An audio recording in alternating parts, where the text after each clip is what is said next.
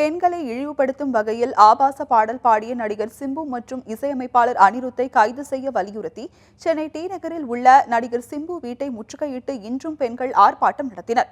பெண்களை இழிவுபடுத்தும் வகையில் நடிகர் சிம்பு பாடிய பாடல் அண்மையில் சமூக வலைதளங்களில் வெளியாகி பெரும் சர்ச்சையை கிளப்பியுள்ளது.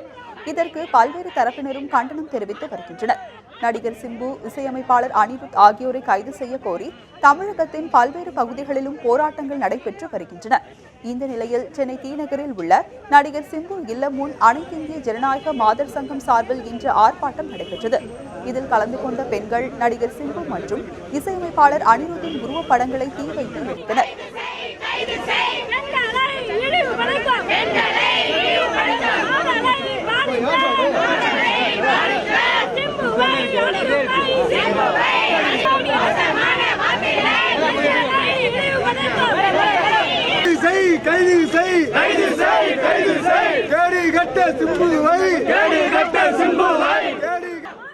சமீபத்திலே கூட நேற்றைய முன்தினம் வடசென்னை பகுதியிலே மூலக்கடை பகுதியிலே கூட ஒரு இளம் பெண்ணுக்கு இந்த பாடலை வாட்ஸ்அப் மூலமாக கேட்க வற்புறுத்தி பாலியல் சீண்டல் செய்திருக்கக்கூடிய ஒரு சம்பவம் என்பது இந்த காலகட்டத்திலே நடந்திருக்கிறது.